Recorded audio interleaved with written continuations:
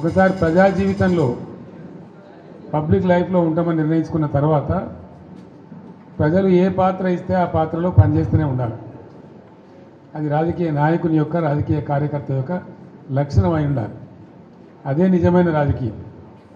లేకపోతే రాజకీయాలకు ప్రజా జీవితానికి అసలు అర్థం లేదు, లక్ష్యం కూడా లేదు. అది గుడ్డెద్దు చేనులో పడి మేసినట్టుగా ఉంటుంది. ఇది ఒక నిరంతర ప్రక్రియ. ఈ ప్రక్రియను ఒకసారి మనం ఈ జీవితాన్ని ఎంచుకున్న తర్వాత నేను రాజకీయాలలో ఉండాలి, నేను ప్రజా జీవితంలో ఉండాలి అని ఒకసారి అనుకున్న తర్వాత నిరంతరం పనిచేస్తూనే ఉండాలి.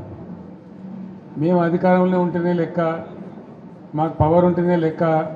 అందుకోసం మీ అందరికీ నేను మనవి చేసేది ఏంటంటే, మన పిఆర్ఎస్ పార్టీది ఒక ఉజ్వలమైన ప్రస్థానం. మనది విజయగాథ, అపజయగాథ కాదు.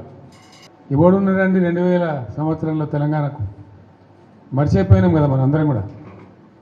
ఎక్కడ తెలంగాణ, ఏం తెలంగాణ? నన్నే అన్నారు చాలామంది, తెలంగాణ పోదాం రాదంటే క్యా దుకాణంలాగా సాబ్ అని మాట్లాడింది. అంత దారుణంగా మర్చిపోయింది. కంప్లీట్ బానిసలం అయిపోయినాం కదా ఆ రోజు. మన భాషను మాట్లాడడానికే భయపడ్డ రోజులు అది.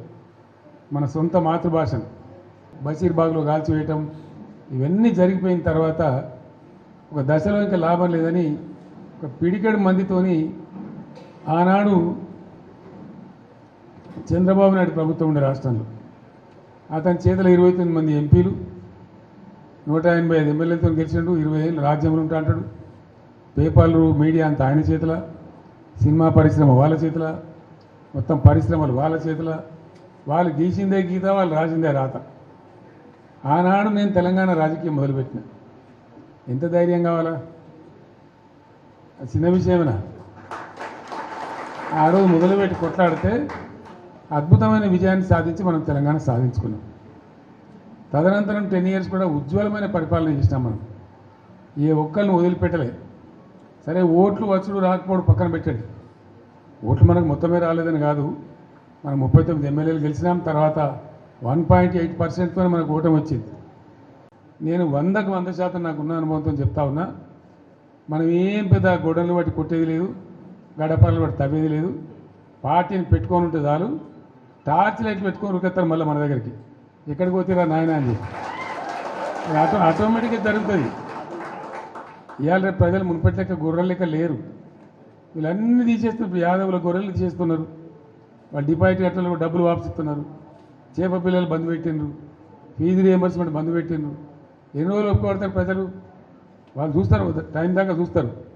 ఉన్నాయన్నీ ఎత్తేసి మేము 1కి 2 ఇస్తామని, 2కి 4 ఇస్తామని నరికి అసలు మోసం తెచ్చినట్టు ఉన్నాయి పీక్ పారైతే ఇదేం అన్యాయం అని చెప్పి తప్పకుండా ఆల్రెడీ ఆలోచన చేస్తున్నారు.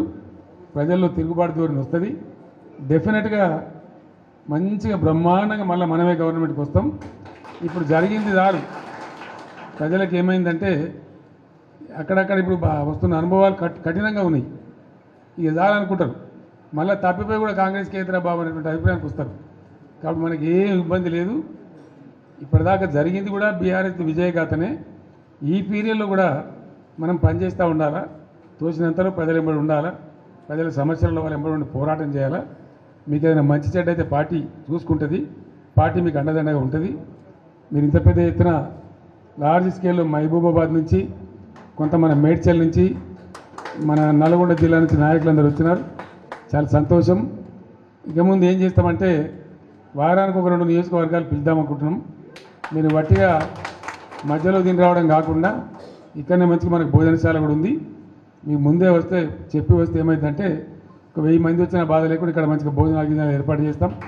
మనం కాసేపు మంచిగా మాట్లాడుకోవచ్చు. అది నియోజకవర్గాల డేట్లు మేము త్వరలో ప్రకటిస్తాం. ఆ ప్రకారం వచ్చినట్టయితే కాన్స్టిట్యున్సీ బై కాన్స్టిట్యున్సీ ఈజీ ఉంటుంది.